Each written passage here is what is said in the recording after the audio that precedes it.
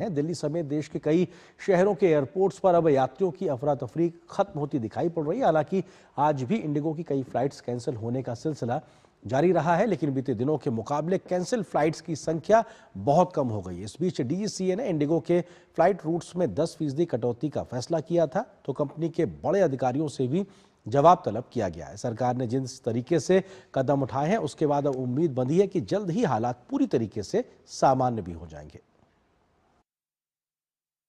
Indigo का संकट कम होने के बाद भी यात्रियों की मुसीबत कम होती नजर नहीं आ रही है।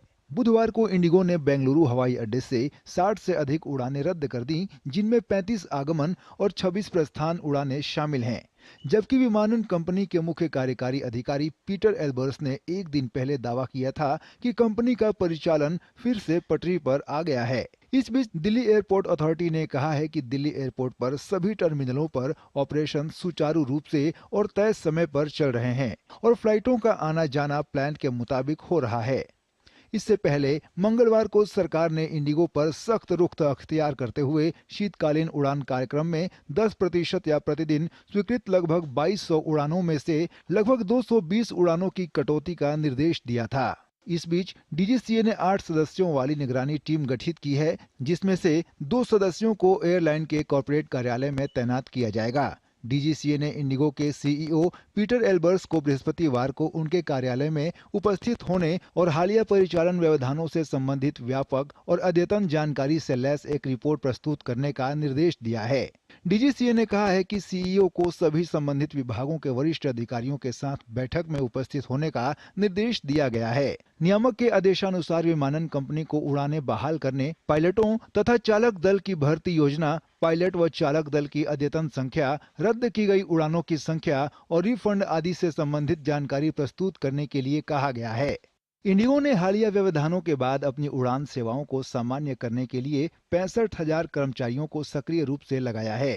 सीईओ और उनकी टीम दिन रात काम कर रही है ताकि नेटवर्क की स्थिरता बहाल किया जा सके। इंडिगो बोर्ड स्थिति पर लगातार नजर रखे हुए है और संकट प्रबंधन समूह हर दिन बैठक कर रहा है ताकि जल्द से जल्द संचालन को सामान्य किया जा सके। एयरलाइन ने यात्रियों से विश्वास बनाए रखने की अपील की। हम सही दिशा में आगे बढ़ रहे हैं। इंडिगो संकट को लेकर दिल्ली उच्च न्यायालय में सुनवाई के दौरान कोर्ट ने सरकार की ओर से पेश एएसजी से पूछा कि आपने एयरपोर्ट पर फंसे लोगों की मदद के लिए क्या कदम उठाए हैं। कोर्ट ने पूछा कि पायलट के वर्किंग टाइम की गाइडलाइंस को समय पर लागू क्यों नहीं किया गया। कोर्ट ने पूछा कि एयरलाइन के स्टाफ यात्रियों के साथ अच्छे तरीके से पेश आए, ये सुनिश्चित करने के लिए क्या कदम उठाए गए हैं। कोर्ट ने कहा कि 4 से 5 हजार के टिकट 30,000 तक में बिके हैं। दूसरी एयरलाइंस इस संकट का फायदा उठा रही है। सरकार ने इसे रोकने के लिए क्या कदम उठाए। पीठ ने कहा कि यदि समिति द्वारा शुरू की गई जांच पूरी हो जाती है तो उसकी रिपोर्ट अगली तारीख 22 जनवरी को अदालत में सील बंद लिफाफे में पेश की जाए। ब्यूरो इनपुट के साथ तपस भट्टाचार्य और दिव्यांशु मल्होत्रा की रिपोर्ट, डीडी न्यूज। यहाँ पर एक और छोटे से ब्रेक ले रुकते हैं। ब्रेक उस पार वापस आके आपको खबर दिखाएंगे कि यूनेस्को में दीपावली को अमूर्त धरोहर